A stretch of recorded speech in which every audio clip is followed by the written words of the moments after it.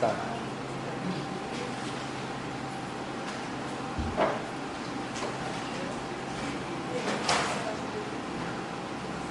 Tô enquadrado aí. Vamos começar então? Hoje nós vamos trabalhar no nosso 9º encontro o livro de Zacarias. Mas esse livro, em particular, nós vamos dividir ele em 2 pedaços, que a gente vai dar o nome de 1º Zacarias e 2º Zacarias. Hoje em dia é praticamente um consenso de que esse livro, na verdade, contém 2 livros, são 2 blocos que, na verdade, são 2 livros bastante distintos, de momentos bastante distintos, com conteúdos bastante distintos. Então não adianta a gente querer ler o livro de Zacarias como um bloco único. E a divisão é muito simples, né? Do capítulo 1 até o 8 seria o que se chama de 1º Isaías, e do 9 até o final, o 2º Zacarias. Então de 1 a 8, 1º Zacarias, e de 9 até o 14, o 2º Zacarias. O pano de fundo dessa mensagem, desse conteúdo, é bem distinto, separado no tempo. O 1º Zacarias, ele é contemporâneo do profeta Ageu. Então a gente está falando ali por volta do ano 515, 510 a.C. O 2º Zacarias já é praticamente 200 anos depois, no tempo da dominação grega, onde outras expectativas acabam fazendo parte do finalzinho do movimento profético, onde já começa a se misturar com outro movimento importante na história bíblica, que acaba chegando no Novo Testamento, que é a apocalíptica, ou o movimento apocalíptico. Não tem nada a ver com aquele Zacarias que encontra Maria grávida? Não, absolutamente, aquele é um outro Zacarias, não tem absolutamente ligação nenhuma com esse do livro. Muito depois, tá? No mínimo, né, no caso mais curto, que seria o 2º Zacarias, a gente teria uns 300 anos de diferença. E para esse primeiro aqui, que é o de hoje, uns 500 anos de diferença. Então, para a gente começar, só para a gente se ambientar em termos da linguagem do texto e tal, eu selecionei aqui um pequeno texto de um comentário ao livro de Zacarias, só para a gente ter uma noção do que os especialistas falam sobre o assunto. Só para a gente situar assim e chegar com uma certa tranquilidade nesse livro. O que um desses especialistas fala? Na verdade é um livro que comenta alguns dos profetas menores, né, com bastante cuidado, com bastante critério, e fazendo ligações com outros textos da época, como os textos foram lidos posteriormente. Então, olha o que ele diz. A interpretação de Zacarias tem sido considerada problemática desde há muito tempo. No Talmud, que é um dos comentários, né, da Bíblia hebraica, a ele é acreditado uma parte importante da composição do Targum aos profetas. É como se fosse um comentário aos profetas.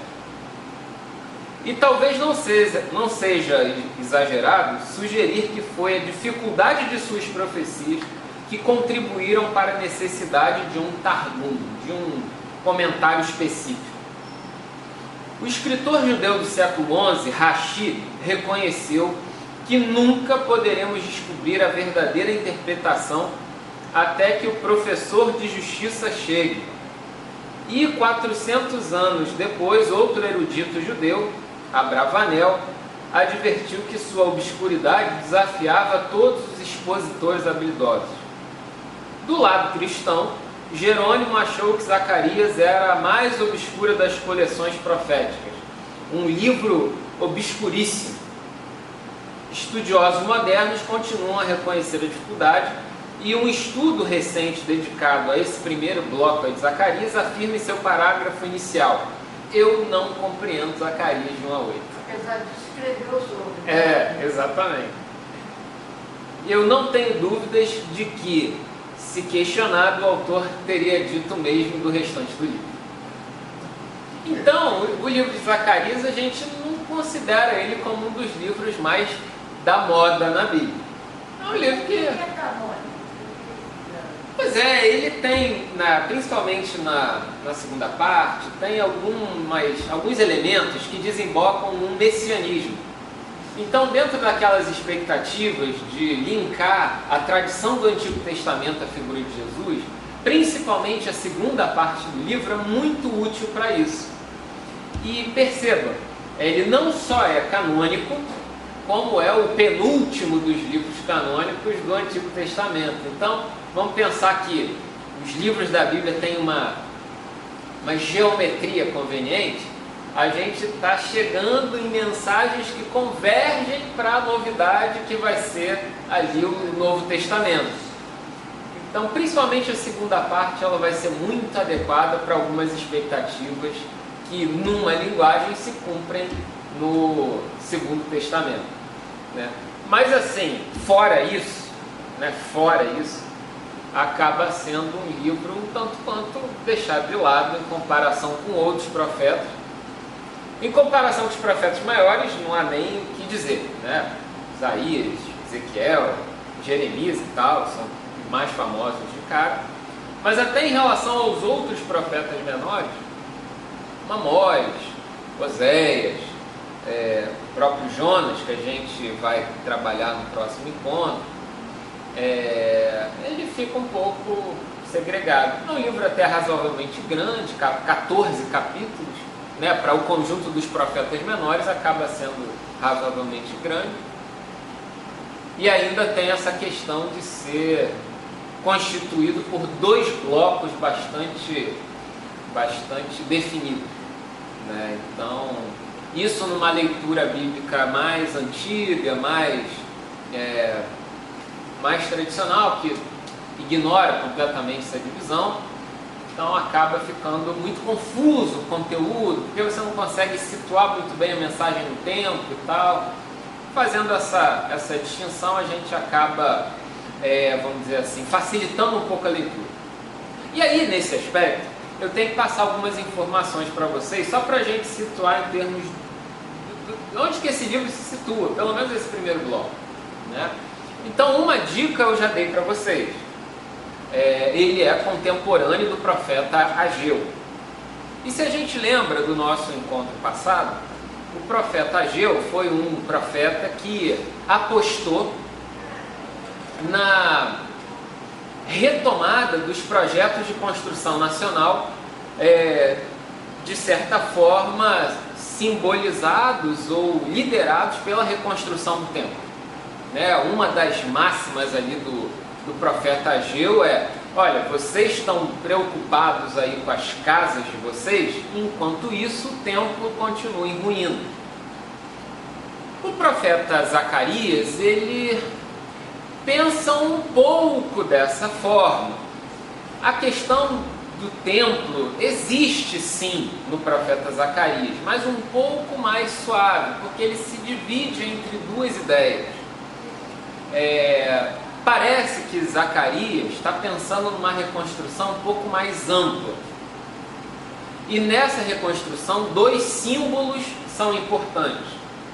A gente tem um símbolo que dá prosseguimento à tradição de Davi, um símbolo de monarquia, e um outro símbolo que, vamos dizer assim, tem o seu papel exaltado no exílio da Babilônia, que é o símbolo do sacerdote, o símbolo sacerdotal.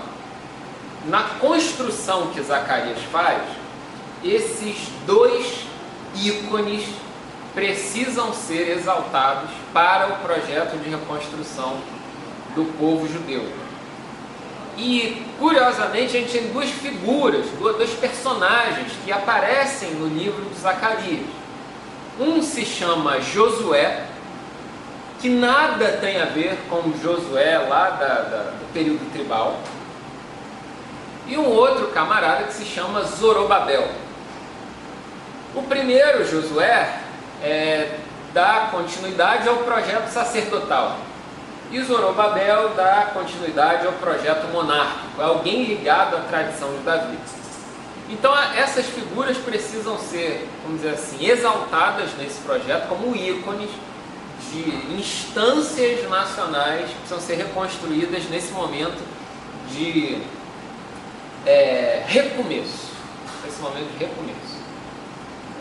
Essa parte sacerdotal é da religião judaica em si, Isso. sedimentada como religião. Isso, exatamente. Nesse tempo, inclusive, né, pós-exílio, a gente já tem, no meio do povo judeu, uma religiosidade muito bem estabelecida com relação a Javé ser considerado a única divindade existente. Lógico que o povo judeu acabou, em termos conceituais,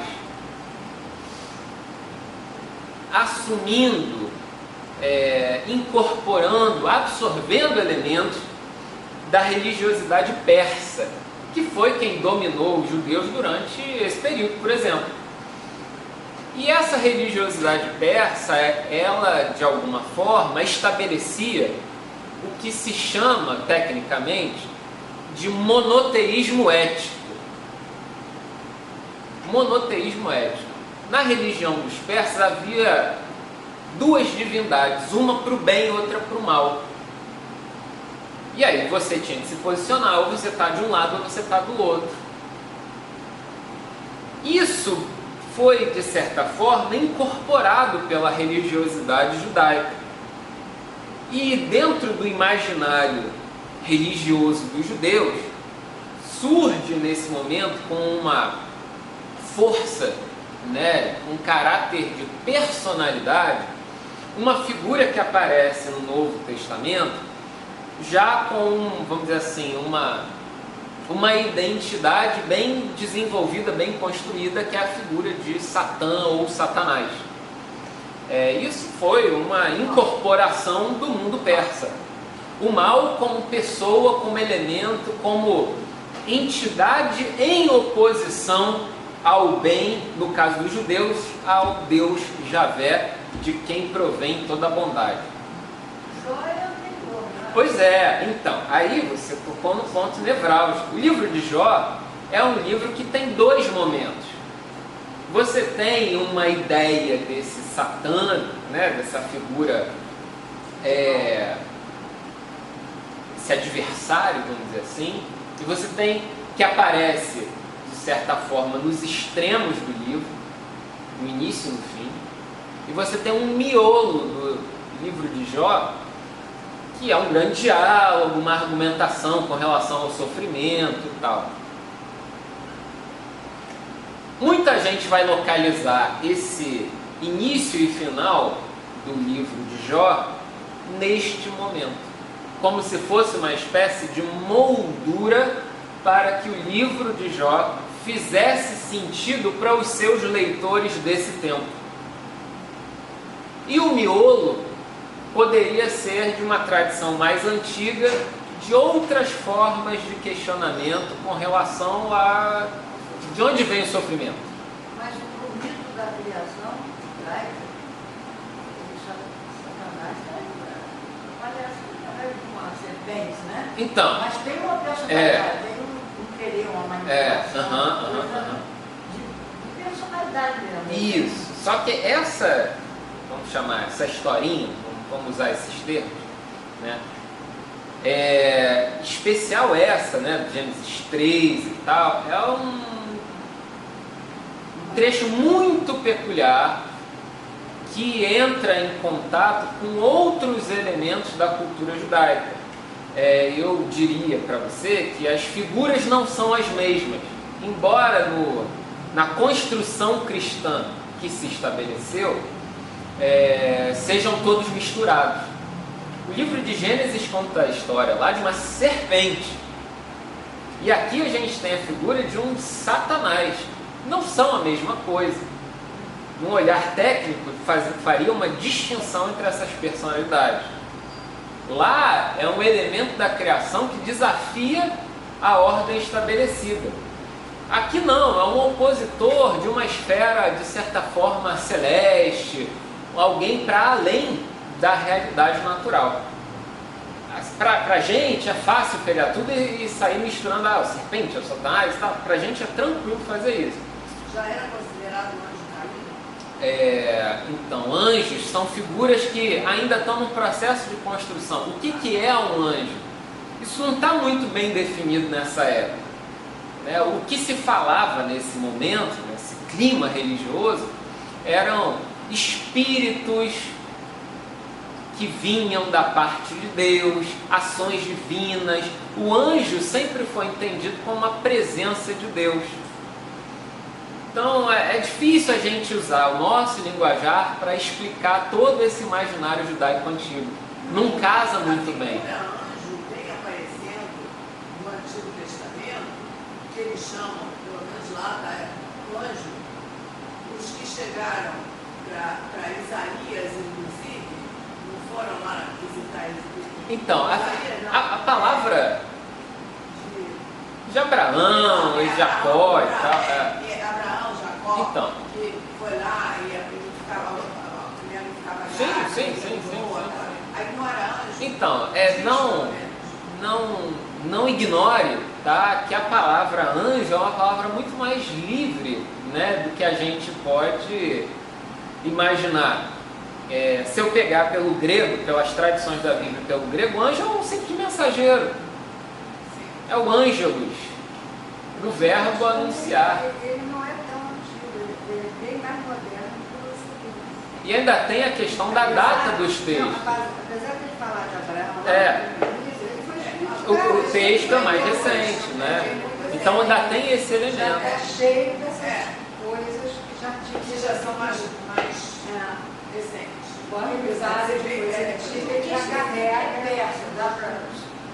Então, o que é persa, né? Eu diria o seguinte, que o que é bem tipicamente persa são esses dualismos. Entendeu? Essa coisa do Deus com bem, o mal com outra persona, né? Com outra figura. Isso é bem persa. Né? Então a figura Satã, Satanás, Diabo, esse elemento, né? Vamos dizer que é uma consequência dessas ideias persas do convívio, né? Foi uma boa ideia, isso foi incorporado com muita tranquilidade no mundo judaico, né? Fez sentido, ajudou de alguma forma a essa reformulação toda e tal. Mas outros livros de criação têm essa figura malévola também, né? Pois é, não é uma questão de maldade, geralmente é uma questão de caoticidade. Então não há um mal a princípio, é uma questão de desordem. Né? E aqui é uma questão mais de antagonismo e maldade explícita. Né? Por isso que eu digo, é um monoteísmo ético. A figura de mal passa a fazer sentido. Tanto que, se a gente olhar períodos anteriores, era tranquilo, por exemplo, dizer, olha, versículo que incomoda a Lúcia, né? De Deus vem o mal e o bem. Aqui, ó, até decorou. Né? De Deus vem o bem e o mal. Tranquilo.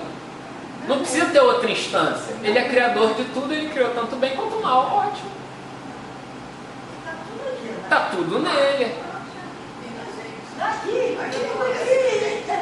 Já. Ele é tão criador que nele está tudo. Se tiver outra coisa que faça esse mal que é poderoso, então alguém está disputando espaço com ele. Não pode.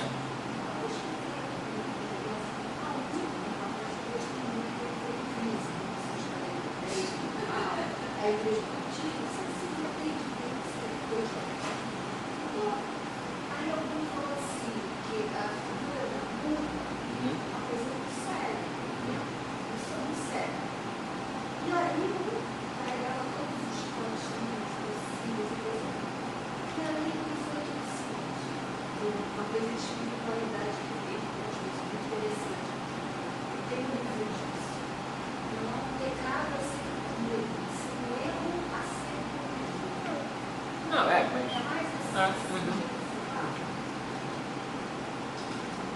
Parou aí ou ainda não? Não.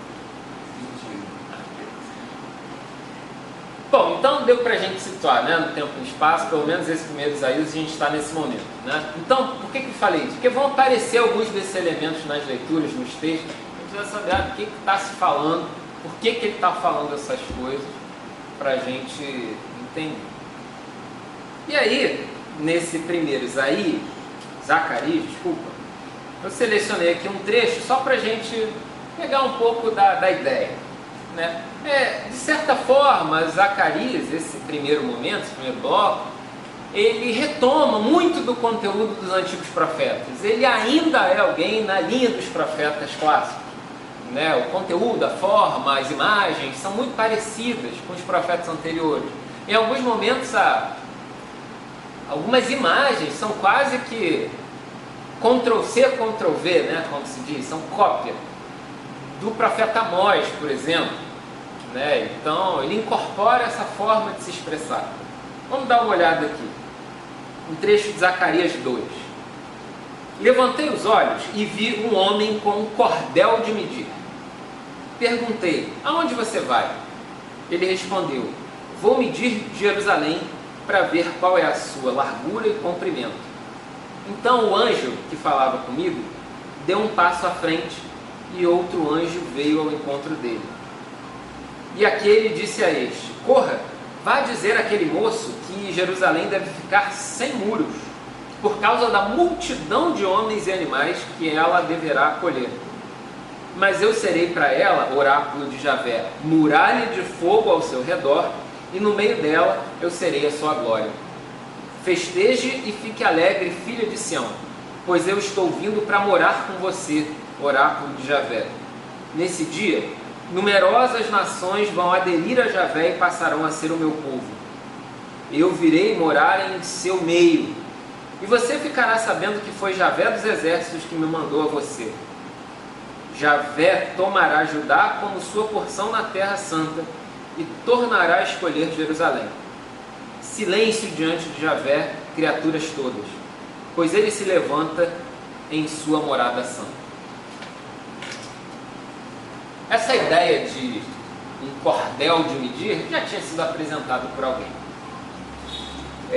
Mas engraçado, né? Porque, até fazendo uma rápida fugida, engraçado essa ideia de que, como é que ele fala aqui? Jerusalém deve ficar... Não, mas é 23 e 37.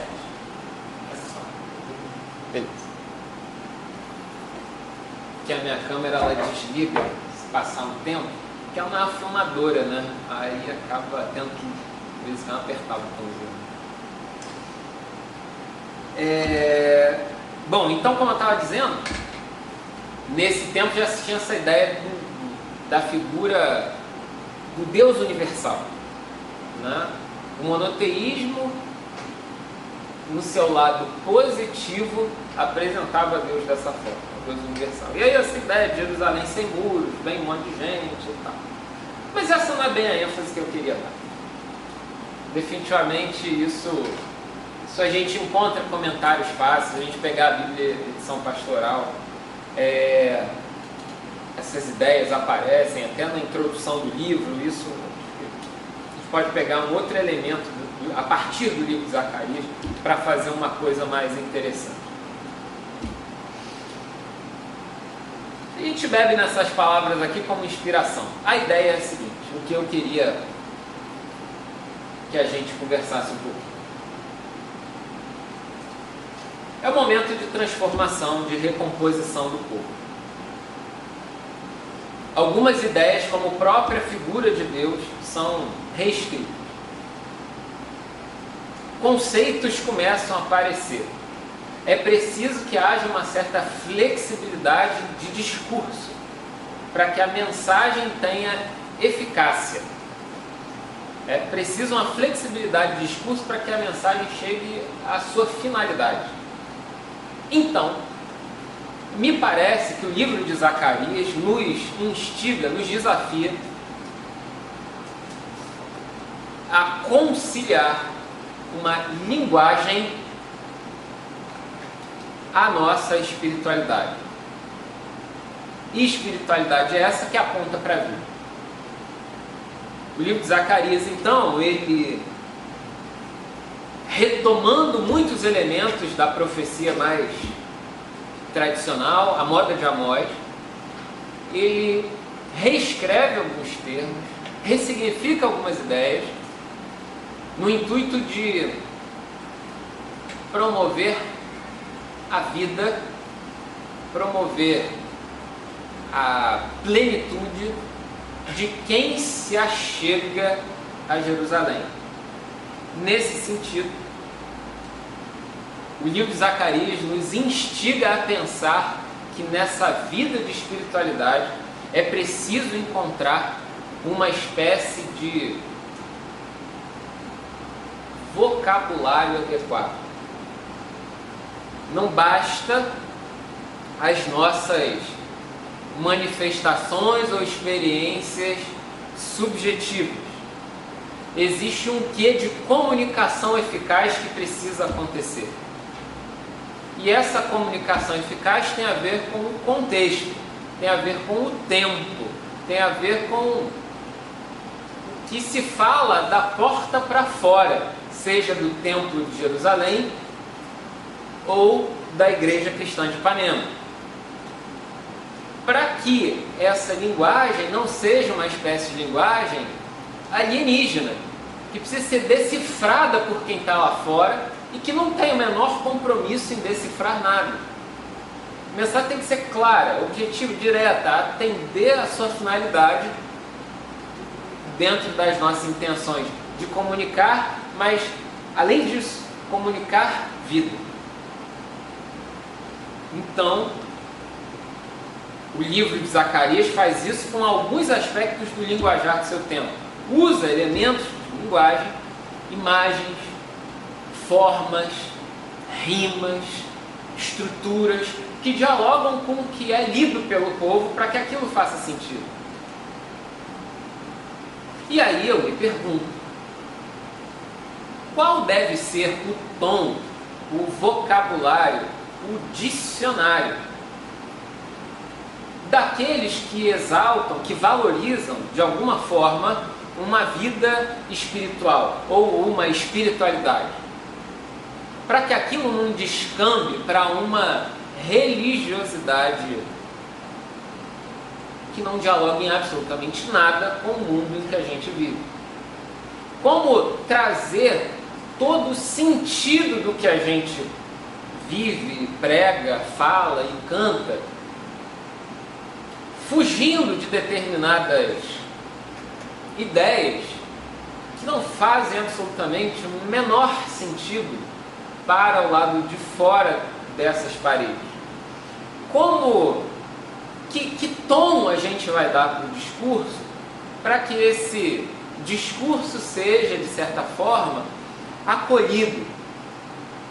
E formas de discurso existem várias, e para cada forma uma finalidade específica.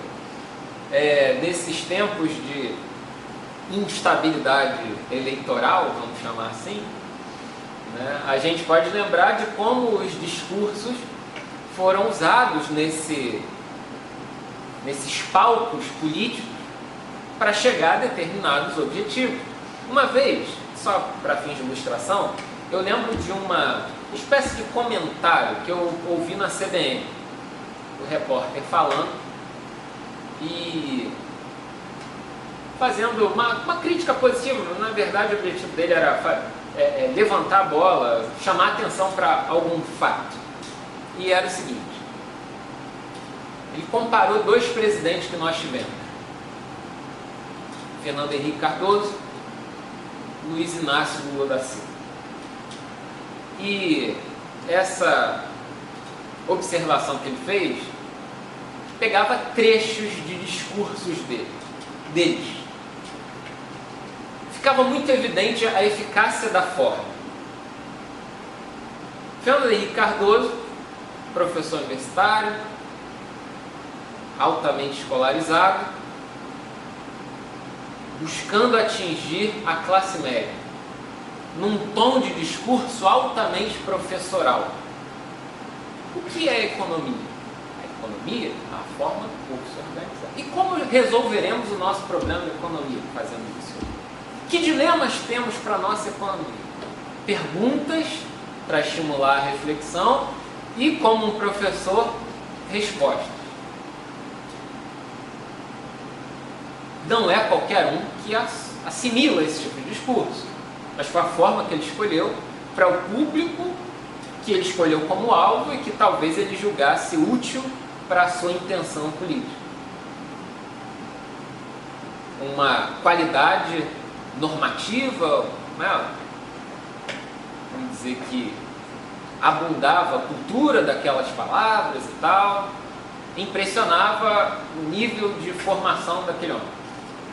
E por outro lado, a figura de Lula, que usava em diversos momentos um discurso exaltado, de clamor popular, que a norma culta não era o mais importante era atingir os corações daquela gente.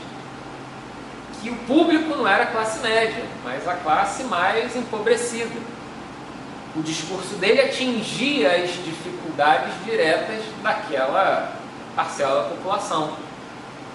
E o comentarista da rádio, ele não fazia absolutamente nenhum juízo de valor com relação a isso, um era melhor do que o outro. Ele só queria mostrar que aqueles dois discursos tinham alvos muito bem definidos e eram muito eficazes dentro daqueles alvos. Escolhendo palavras, eu não duvido que ambos escolhessem palavras a dedo para moldar o seu conteúdo às suas palavras. E, de certa forma, uma igreja cristã em Ipanema, com a vocação que essa igreja tem um desafio de linguagem também. Porque, dependendo da nossa opção, a linguagem pode ser simplesmente assimilar toda a linguagem cristã convencional que nos cerca e reproduzi-la à nossa volta. Isso tem uma eficácia. Uma das formas de eficácia, quer dizer, uma das evidências dessa eficácia seria o discurso de crente para crente. O crente fala com o crente num idioma muito particular. O crente se entende. O vocabulário é conhecido por ambas as partes. Se isso aí quiser converter crente, basta falar a linguagem de crente. Aí, beleza, está tudo certo. Né? Mas existe outra linguagem que de certa forma até assusta cristãos mais tradicionais.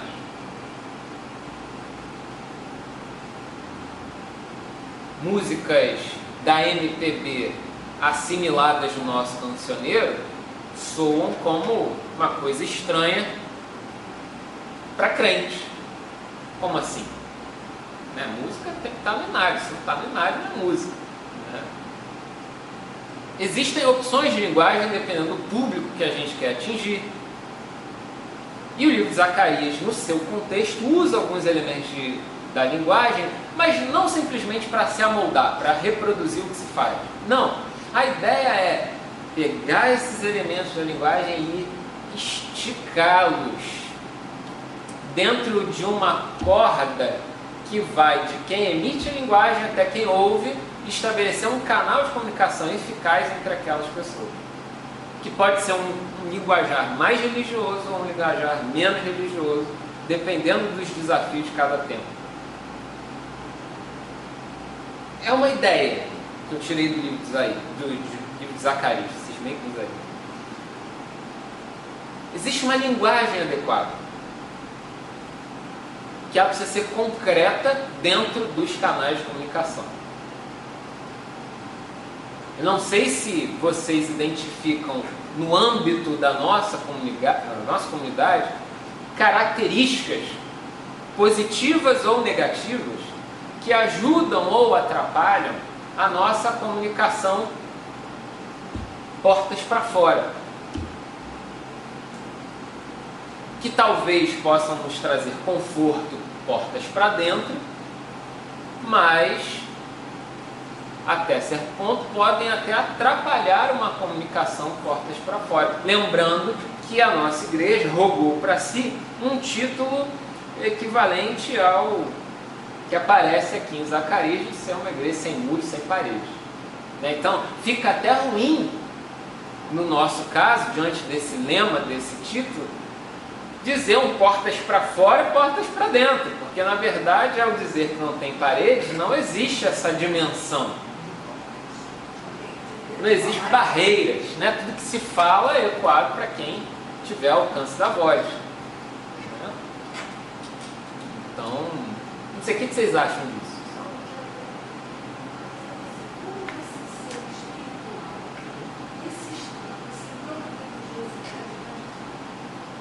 Como ser espiritual sem ter uma religiosidade radical? Essa é a pergunta. Vamos lá, eu acho que um dos elementos que ajuda a responder essa pergunta é, tipo assim, que a sua pergunta tem item A, B, C, tem várias respostas à sua pergunta, né? Uma delas é o seguinte, encontrar o papel da religiosidade na espiritualidade. E muitas vezes uma começa a brigar com a outra por espaço, entendeu? Mas até hoje em dia, se você for para o mercado de trabalho, você vai ver que existe uma noção de espiritualidade que começou a se mesclar com empresas, com clima de trabalho, e que a princípio não tem absolutamente nada a ver com religião. Talvez tenha mais a ver com a própria noção de espiritualidade do que essa noção meramente religiosa, mas...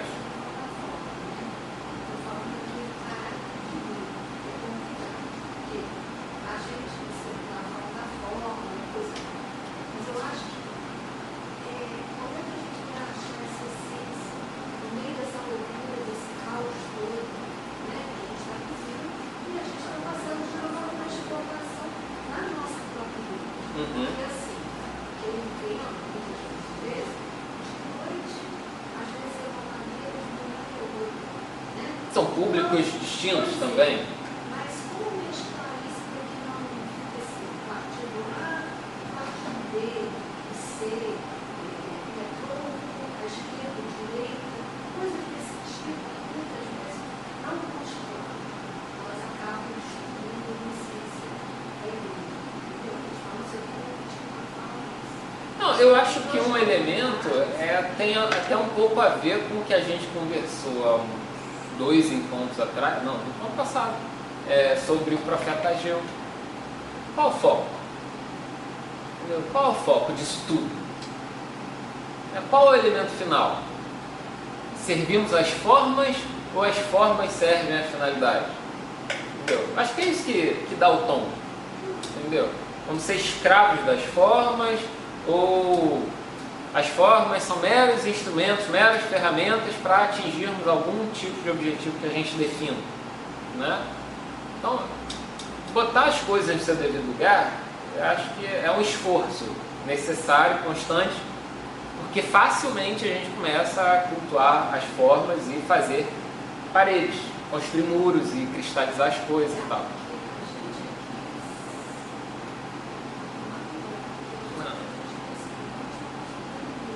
Com toda a flexibilidade da linguagem, né? Quando a gente tiver com vontade de construir um muro, quando aparecer na nossa mão uma colher de pedreiro, a gente tem que ter uma dinamite na outra para demolir essa parede, né? Então, ter essa noção do bom, para que servem as coisas, né? Eu acho que às vezes se perde e eventualmente a gente acaba criando um monumento que não precisa ser, né? Bom, vamos só para a gente amadurecer mais um pouquinho. Eu roubei aqui uma poesia do Mozart, de um livro que ele publicou recentemente, em 2015, O Cordel Pede Passagem, na inglês.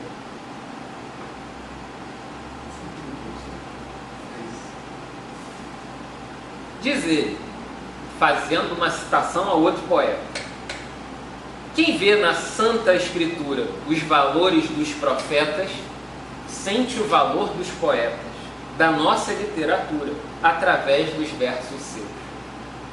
As rimas são camafeus, das mãos do Santo Cordeiro, o poeta é o mensageiro das maravilhas de Deus. Eu lia a Santa Escritura pela ótica da razão. Vi tanta contradição, pensei em duvidar de Deus. Não entendi os escritos da esfera sacerdotal. Deus um agente do mal? Passando ao fio da espada, com fúria desesperada, metade dos filhos seus? Um ser tirano e carrasco, que gostava de churrasco das carnes dos animais? Não, um dia eu descobri. Compreendo toda a beleza das obras do Criador, cuja essência é o amor que nesse mundo projeta. Na cruz tornou-se um poeta, o poeta é um profeta, um divinal mensageiro. O Mozart e outros, que fez parte da construção dessa comunidade, no caso do Mozart, e outros que conviveram, sem dúvida nenhuma, devemos mencionar Jonas Rezende nesse contexto, Ben Alves, o próprio Edson, encontraram no tom da poesia uma forma de diálogo com o mundo contemporâneo. Não é mais possível, não é mais necessário, não é mais adequado simplesmente fazer teologia. É necessário desafiar as palavras fazendo uma teopoesia. É preciso, para além de todo o rigorismo bíblico, brincar com as palavras.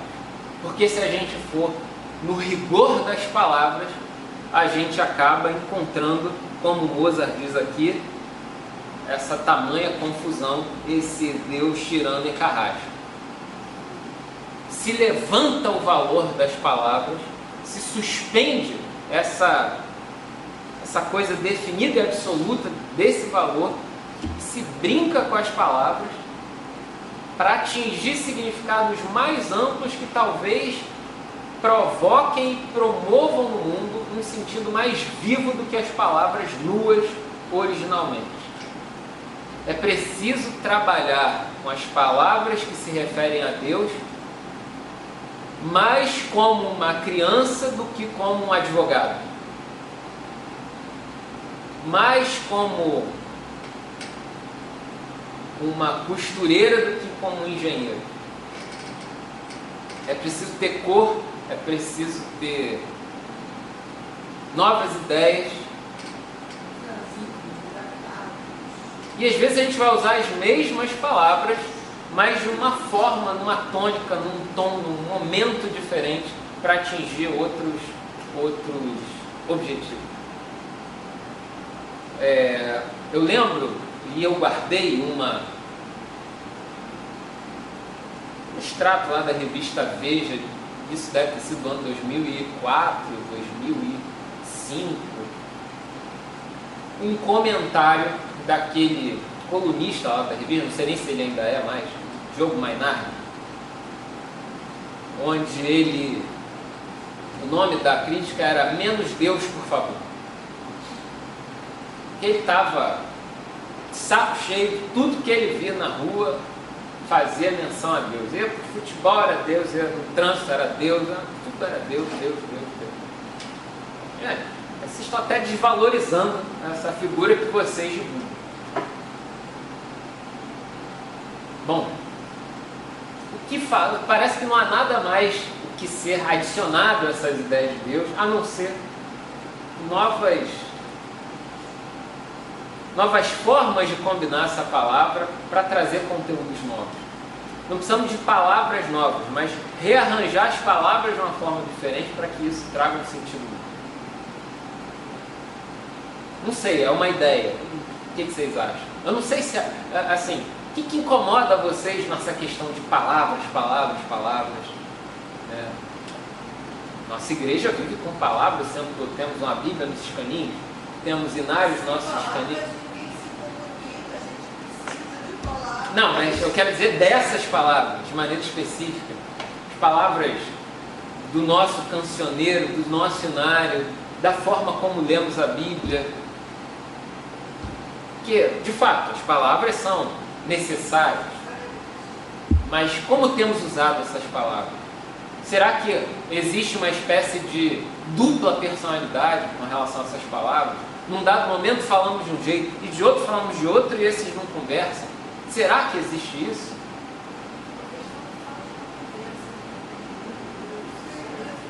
Você diz a respeito de manhã e de noite? Não. Observações gerais, do que você observa. Do que você observa. A maneira como cada um recebe, cada um vai continuar recebendo. Eu não vejo essa diferença toda. Eu nem vejo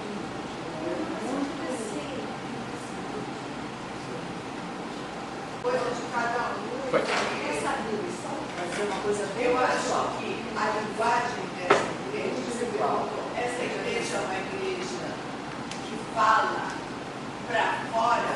Eu acho que essa igreja fala para quem tiver ouvidos para ouvir.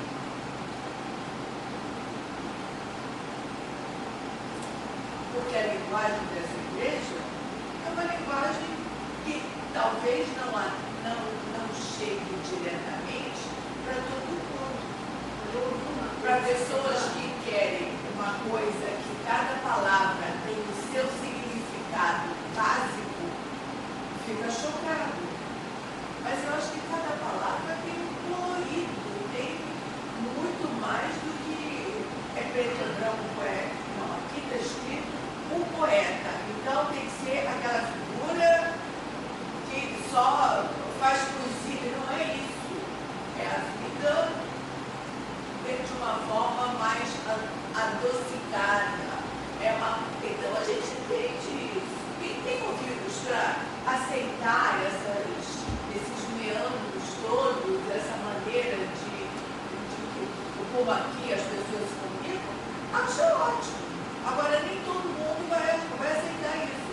A minha empregada, coitadinha, ela quer aquela religião fundamentalista, pelo amor de Deus. Se não for fundamentalista, a minha faxineira cai toda por trás.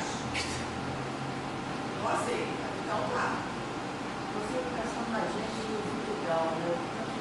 Não devia pensar tanto que eu nunca fui lá. Talvez até por isso eu não tenha. Mas a gente tem que. Mas assim, que linguagem, cara? Fora as lágrimas de Deus, esse trabalho que eles fazem no livro, mas assim, fora isso aí, em termos da palavra mesmo.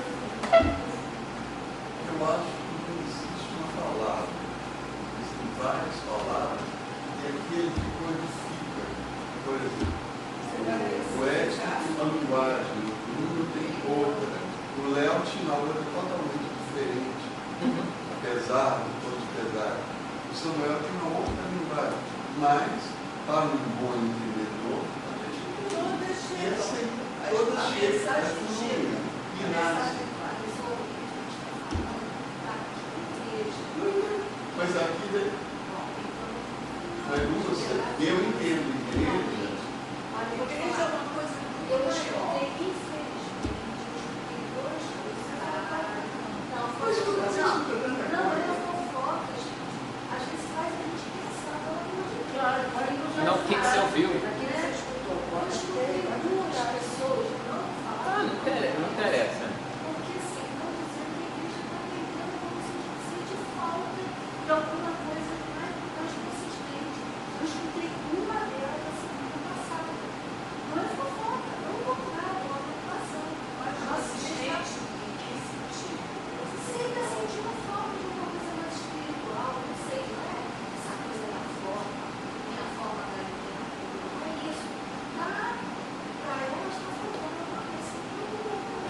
mas assim, também a crítica vazia não tem sentido, né? Então a pessoa que... Não, mas então, a pessoa que levantou essa bola, ela tem que dizer de maneira construtiva, entendeu? Então, depende, mas tem que ser mais objetivo até para ajudar, né? Porque assim, falar. Agora, só pra gente, né? Por exemplo, tem determinadas ideias que a gente convive muito bem com elas e que não fazem absolutamente nenhum sentido. Nenhum sentido. Né? É porque a gente se acostumou, mas definitivamente não faz o menor sentido, como por exemplo a ideia de reino de Deus. Reino? Sério? A gente vive no presidencialismo, né? E é uma expressão muito querida pelo Segundo Testamento, né? Pelo Novo Testamento. Até no Novo Testamento, mas a ideia lá era uma implicância com o Império Romano. No Primeiro Testamento o termo era outro, era o dia de Javé. Sim. Com sentido provocativo para o seu tempo.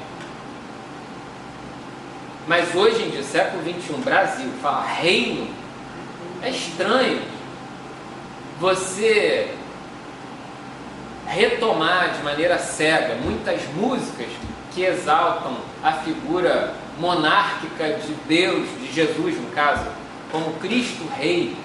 O calendário litúrgico define um único dia para Cristo Rei do Universo, o último domingo do ano. Pá. Rei dos Reis, Rei dos Reis, coisa mais anacrônica para o século XXI. Mas a ovelha também. Ovelha. Né? A não ser que o símbolo do pastor tenha um sentido mais próximo do original. Mais poético, mas com muito cuidado. Nós não somos nem da área rural. Entendeu? Eu vou falar de pastor de rebanho, né? Tem gente que nunca viu um rebanho. Né? Porque o rebanho tem um cheiro característico.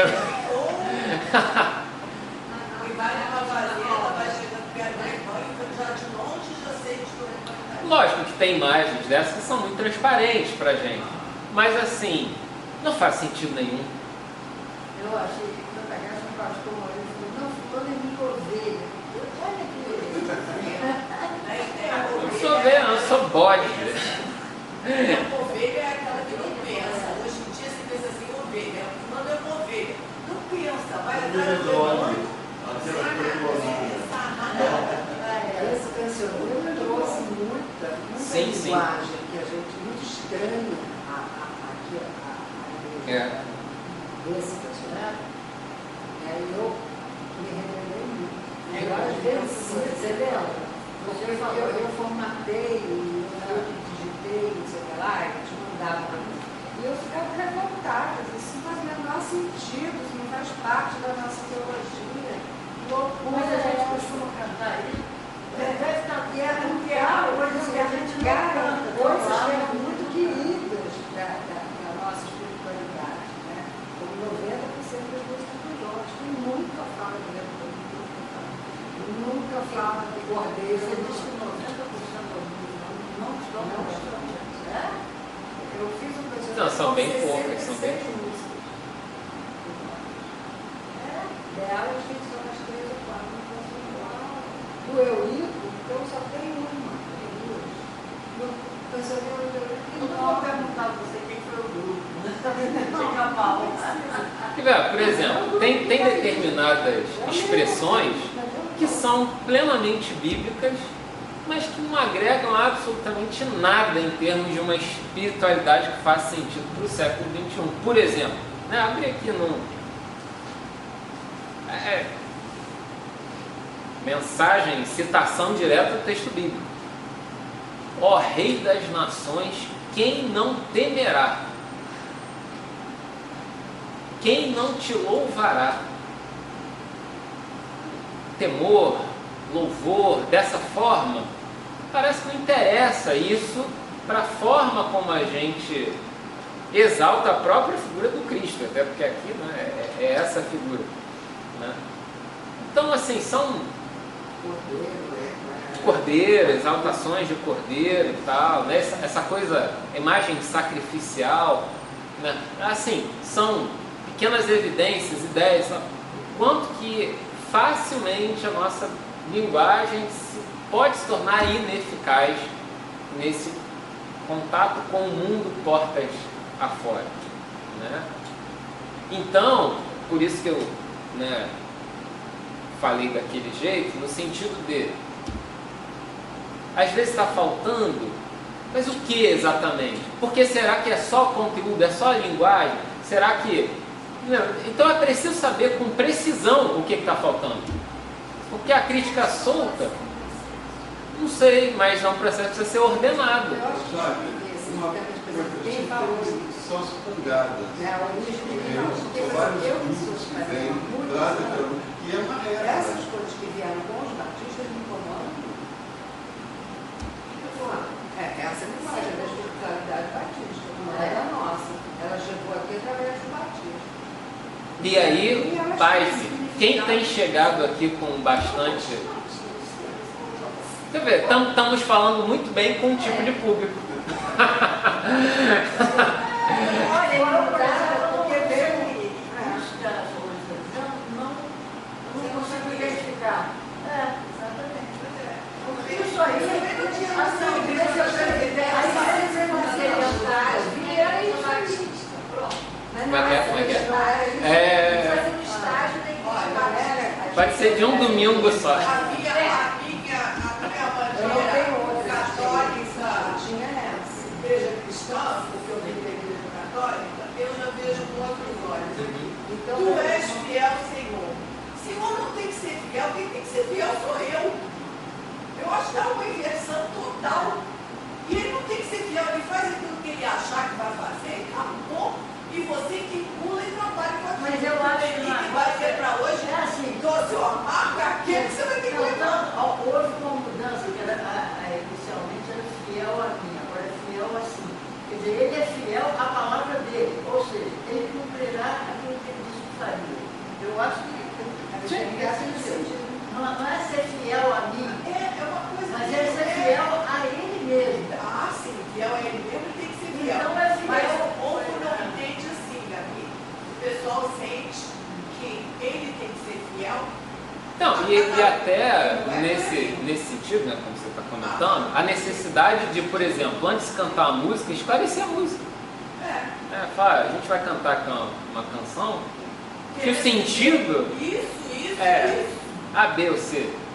Né? Porque muitas vezes, para quem chega aqui, portas adentro, totalmente desacostumado com a nossa forma de pensar, principalmente, vai achar que é mais do mesmo. Mas não. Né? Existem nuances. As palavras são as mesmas, mas a ênfase pode ser completamente distinta. Aliás, onde você está querendo chegar, né? aquelas palavras é a outro lugar. E não aquele lugar que a pessoa já trouxe e iniciou nele lá de Mas trás. você está falando dessas pessoas que há uma falta aqui. Isso aqui é do centro flexório, né? E eu me lembro quando eu vinha aqui para a igreja, ainda havia pessoas que se ajoelhavam, que iam lá. Então isso mudou. Houve uma mudança boa. Gabi, comigo acontece uma coisa. Eu, por exemplo, não sei cantar, tenho uma péssima voz. Às vezes, quando eu estou sozinho lá, o que eu pego? Eu pego cancioneiro e leio com eles e peço que eles digam o que eles estão sentindo. Então, os sentidos mais diversos, mas na essência, vem. E acaba aquilo ali, ele fazendo uma transposição para o dia a dia do fenômeno. É interessante isso. É um exercício diferente. A leitura, depois ele... Mais do que cantar, mais com uma bela execução, uma reflexão lendo o texto. Né? Aí eu teve um dia, alguém, não me lembro mais, uma pessoa estava, o sonho me passou e nada me falta. Nada vai me faltar se me falta tudo. Então, sim, coisas nesse gênero. Vamos dar uma olhadinha aqui no texto 5, página 3. Palavras escritas em 1976 no livro Discurso sobre Deus, um exame da linguagem e da lógica da teologia. Um dos problemas mais penetrantes da teologia contemporânea é o problema da linguagem. O cara define, é o problema da linguagem. O que significa o discurso teológico? A que se refere? Qual a sua lógica? Pode tal linguagem comunicar algo às pessoas do nosso tempo? A teologia não é somente estranha, ela se tornou problemática no mundo moderno. O que significa, afinal, falar sobre Deus? Impressionados com a dificuldade de apresentar uma resposta clara a essa pergunta, alguns teólogos propuseram uma teologia sem Deus. De acordo com Paul Van Buren, não é o caso de, como Nietzsche disse, Deus estar morto. O problema agora é que a palavra Deus está morta. Para resolver esse problema, ele defende que a teologia deveria desistir de falar sobre Deus e ser reduzida a um discurso sobre áreas da história e da ética. De fato, muito do discurso sobre Deus está provavelmente morto. Ele leva a crítica que ele faz a um extremo. Olha, então é melhor nem falar e reduzir tudo que tem essa noção de divindade de Deus a uma dimensão da história e da ética. Com relação às palavras,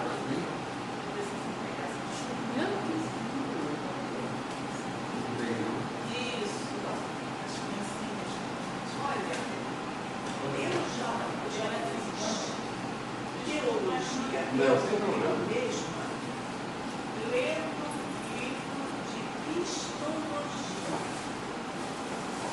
Aquilo me tocava de uma forma, eu via quase que Deus borbulhando ali, organizando aquelas células. Então você é uma mística por excelência. Não sei, eu li aquilo, eu estudava a histologia e ficava encantada, eu louvava a Deus dentro daquilo.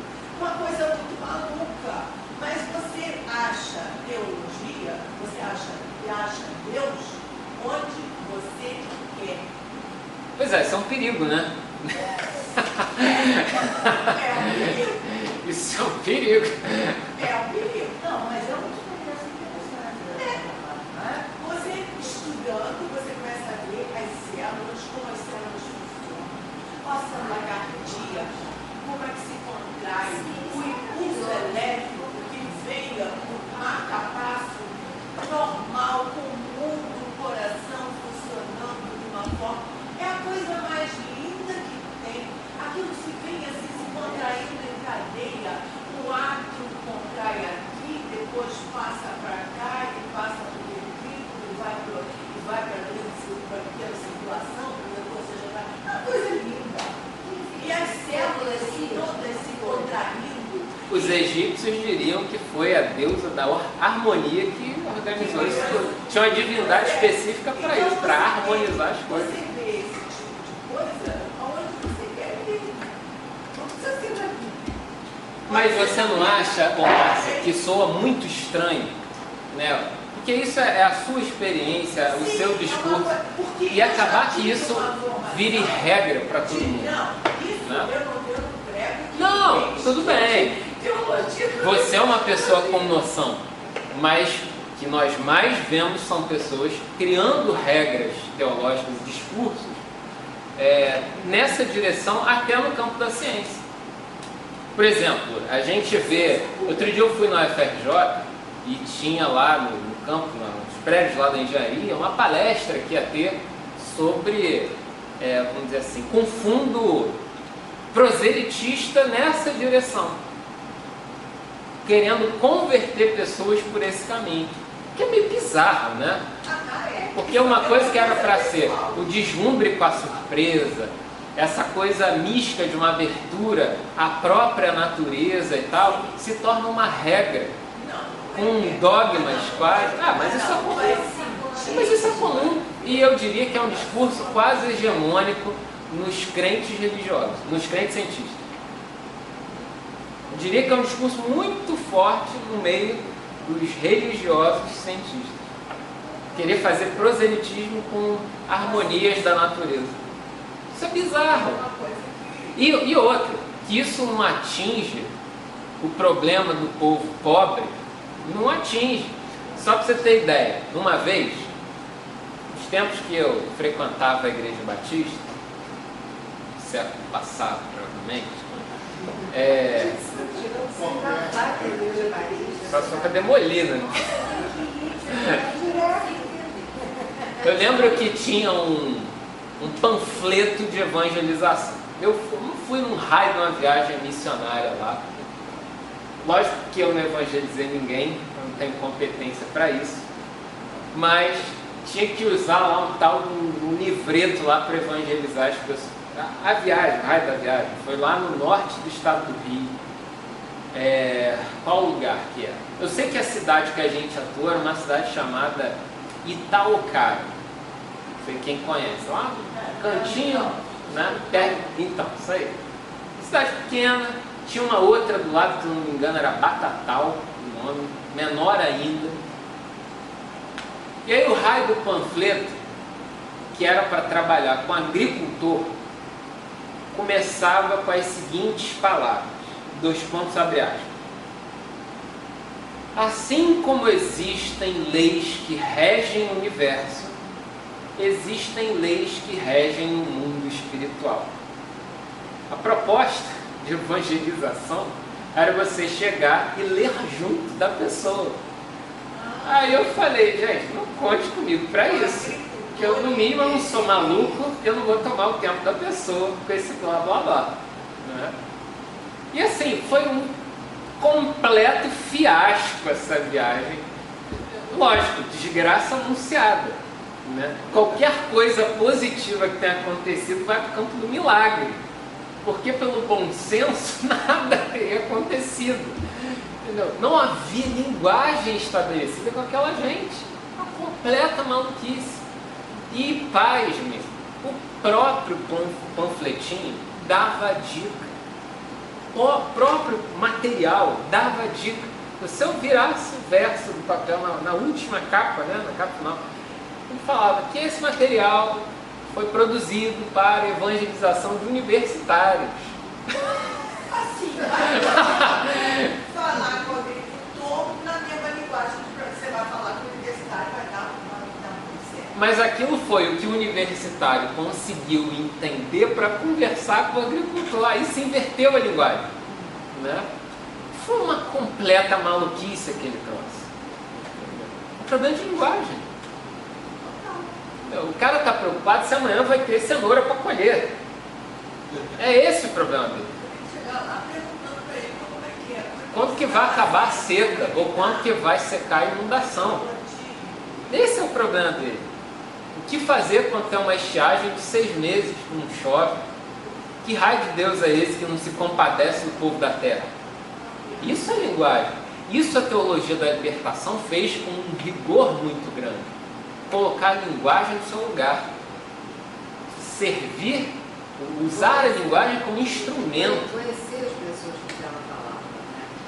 Eu vejo o Edson, ele sempre procura conhecer as pessoas. Ele tem um trabalho muito grande, fez um trabalho muito grande de visitação, de acompanhar. O tempo todo o Edson fez isso. Ele sabe exatamente como falar, o que falar para aquele nós. Essa é uma qualidade do Edson, assim. Ele falou para mim, no enterro do Fernando, ele veio o grupo lá de Campo Grande, lá do pessoal do trabalho. Eu vi o Edson, assim, sabe, um grupinho conversando, daqui a pouco, quando ele falou para aquelas pessoas. Ele buscou nelas, sabe, as informações que ele precisava para fazer aquele momento final. E faz, isso ele faz com grande sabedoria, sempre. Muito bom. Né? Realmente não ter um discurso pronto, né? Fazer o discurso. Ele foi, ele é filho. Aí eu lembro que eu deixei o texto muito bem. Eu gosto. Eu falei, mas não sou cara lá. Ela está precisando lá. Eu estou vendo lá.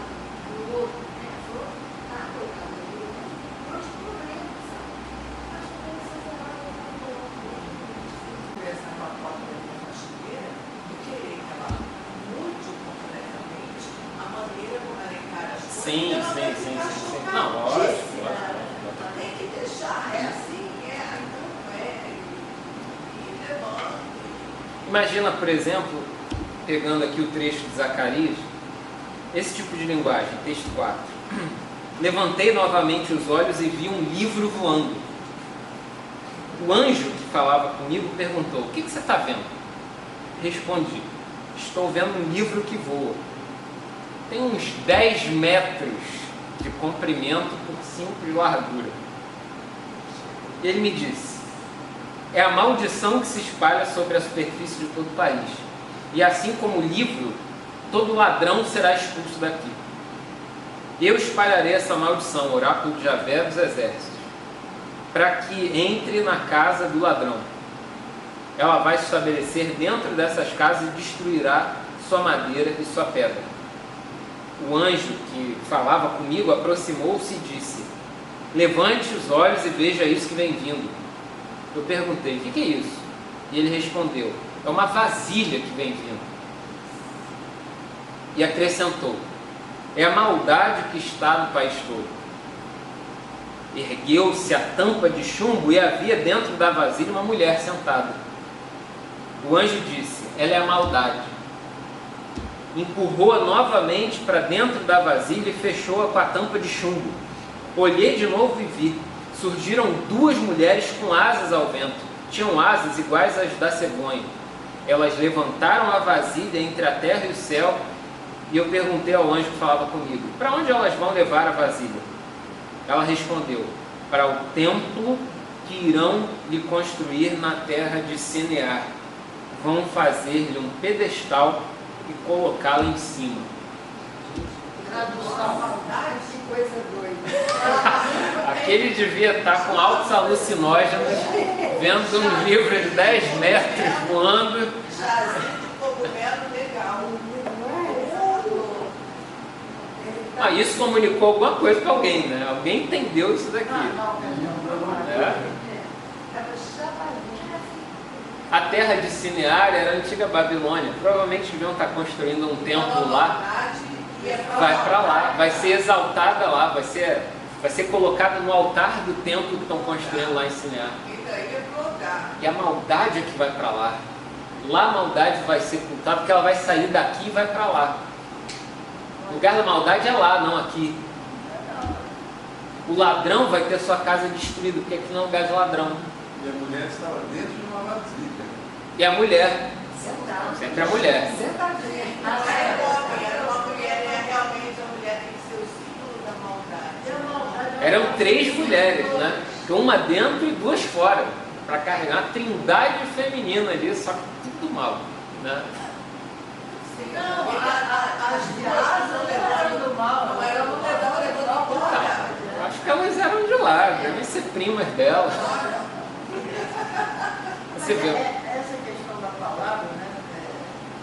Por exemplo, eles falam muito do discurso sobre Deus está provavelmente morto. Muita gente que se autodenomina ateia, né? Se a gente for conversar e dizer, mas Tem uma espiritualidade lá. ou então, quem é Deus para você? E você vai concordar que você também não acredita naquele Deus. Exatamente. Se a pessoa vai descrever Deus assim, não, eu também não acredito. Então você é tão ateio, ateu, quanto essa pessoa. Existe algo positivo capaz de unir ateus e religiosos, por exemplo? Será que a espiritualidade é um canal que consegue unir no mesmo tema, na mesma frequência, quem deposita a sua fé num Deus ou não? Será que a espiritualidade é a linguagem que transcende as portas de um templo religioso e que nos permite nos comunicar com o mundo de fato? Por exemplo, né? Imagina, quem entra aqui vê no domingo um camarada com a roupa branca, muito da esquisita, e que pega um pano, tipo aqueles de piano, e bota em cima das costas e de vez em quando muda a cor. Ora é verde, ora é vermelho, ora é branco. Ninguém usa uma roupa daquela em sã consciência. Ele não é um médico, muito menos um anjo. E já que é um calor do caramba, ainda bota um cachecol por cima. Não faz nenhum sentido. Pra gente faz. Isso aí foi o Edson que estudou essas coisas. Porque ele gostava, é o Edson, vamos gostar João. Tinha um turismo pendurado ali, as velas com espiritualidade, teologia do João. Isso não é ruim, a priori. Isso só precisa ter sentido. Isso precisa ter sentido. Isso foi chegando, isso foi devagar, porque quando aquele não era assim. Não, Abimael, diante de Boaventura. Jovelino? Jovelino foi o primeiro, depois Abimael, Boaventura. Não tinha isso, não. E lógico, tem uma herança da igreja presbiteriana, nossa, né? Mas Igreja bem. Ele gostava. Teatro, né? As cores faziam muito Aquelas sentido. coisinhas ali, porque esse altar ficava ali em cima, onde está aquele banco. Aquelas luzes ali ficavam um banquinho pequeno ali atrás. E o Jonas mexia naquela. Isso aqui acendia a luz de tudo que era jeito. Discoteca. Sabe, não era assim, não ficava acesa 10 minutos a iluminação da igreja. Esse negócio de ajoelhar, a gente no momento da confissão, a gente ajoelhava. Só precisa fazer sentido, né? Se para aquele grupo tem sentido, para quem entra pode fazer sentido também, não é um crime. Né? O Bruno está de branco com cachecol verde, não tem problema nenhum. Pistola. Mas é isso, engraçado. A coisa do ajoelhar. Eu acho que o marido da Lívia já usava Essa coisa de porque ajoelhar, eu acho que o pessoal da igreja de Copacabana,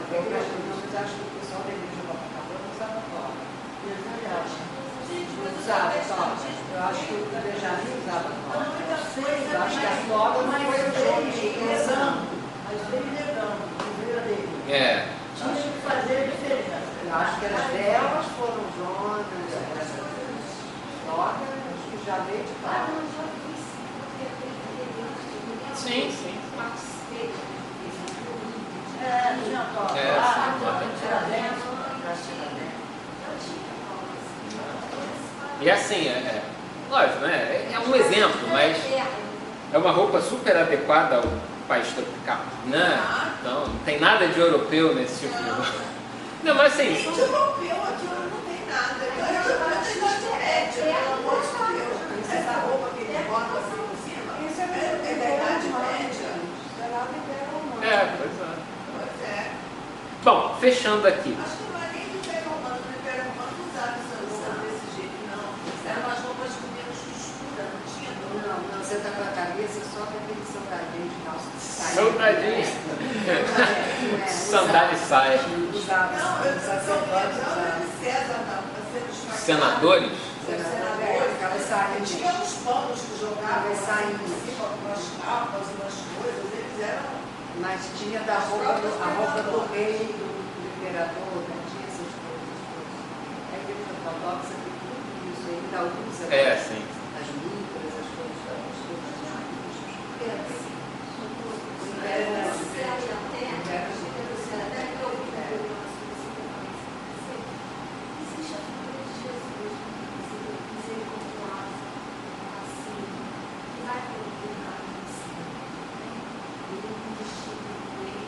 Ele sai com a forma dele e a forma que? A forma humana, né? A forma divina e a forma humana. Isso nós somos dentro fora, né? Ele é dentro mas ele estava muito mais fora do que ele, não é aquela religiosidade que você vai para a praça, para a vida, para treinar. Não é isso. Aliás, quando ele foi para a igreja, foi só para arrumar confusão. Né? Pode dizer que a atração do reino de Salomão é o teatro. Os candelados, a história que o pastor é um teatro. E o povo gosta. O povo gosta.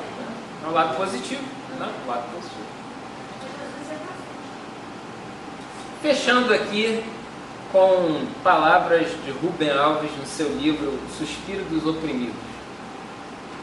Eu acho que fecham uma certa classe essa nossa conversa.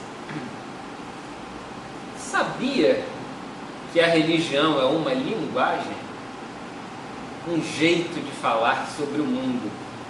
Em tudo, a presença da esperança e do sentido.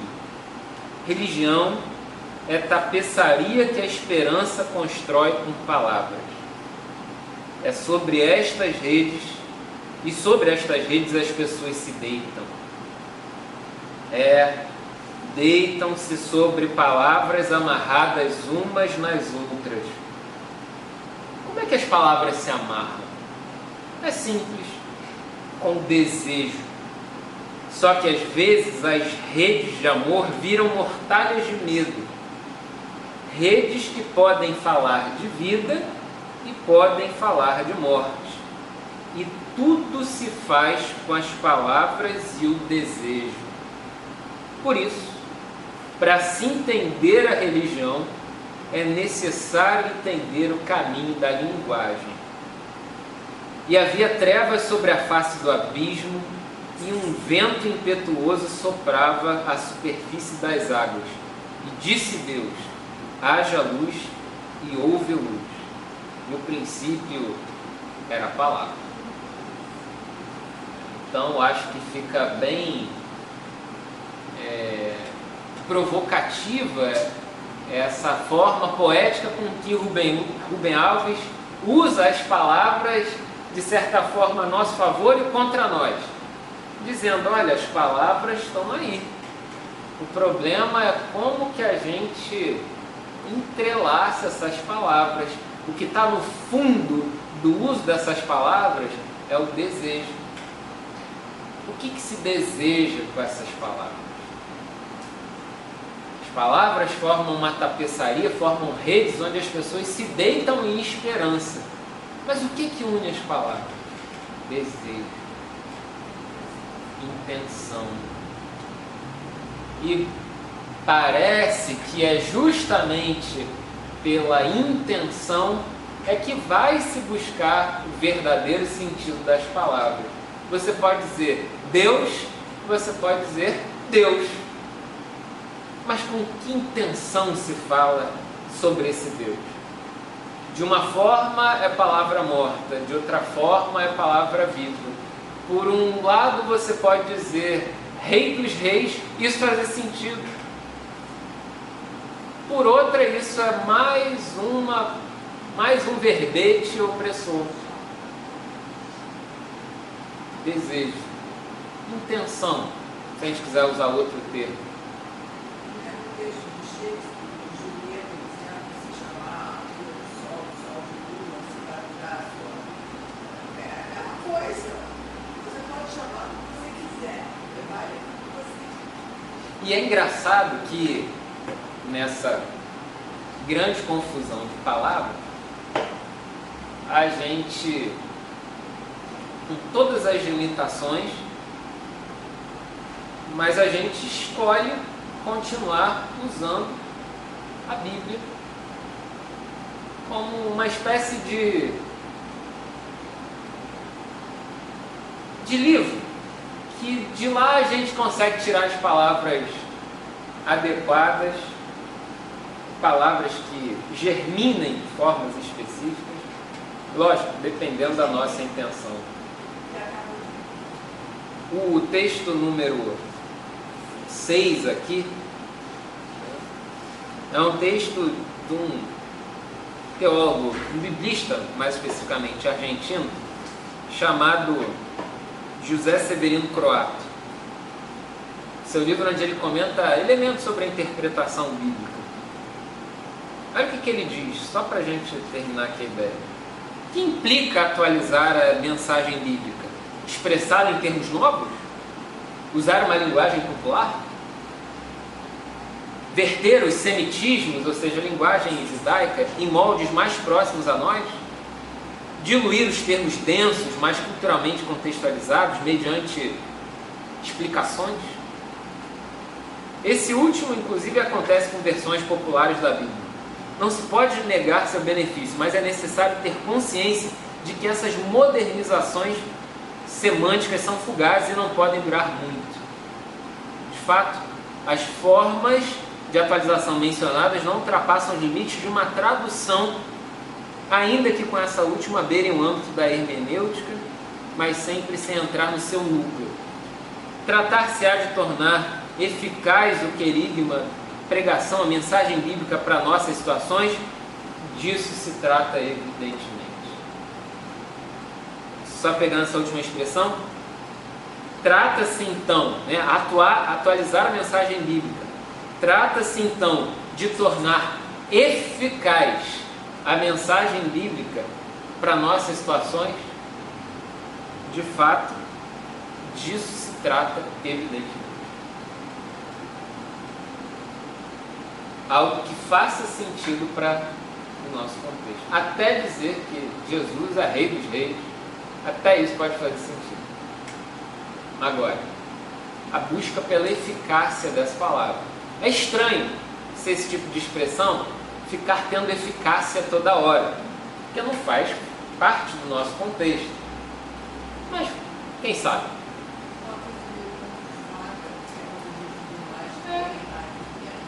Verdade. Não? Verdade. Boa sugestão. Mas não é verdade, porque a gente se remete a quê? É uma coisa que a gente nunca viveu, a gente nunca viu. Não sabe. Falar em reino supõe uma imaginação, né? Um mundo paralelo, de certa forma. Traz à tona os contos de fadas. Já pode ser professora das crianças, já está promovido. Reino distante, vivia uma menininha, filha do rei, não sei o que da rainha. Mais ou menos por aí, porque para nós não faz o reino. Quando nasce uma garotinha, Princesinha. Pois é, e ela fica se achando princesinha. É o e o dia que ela descobre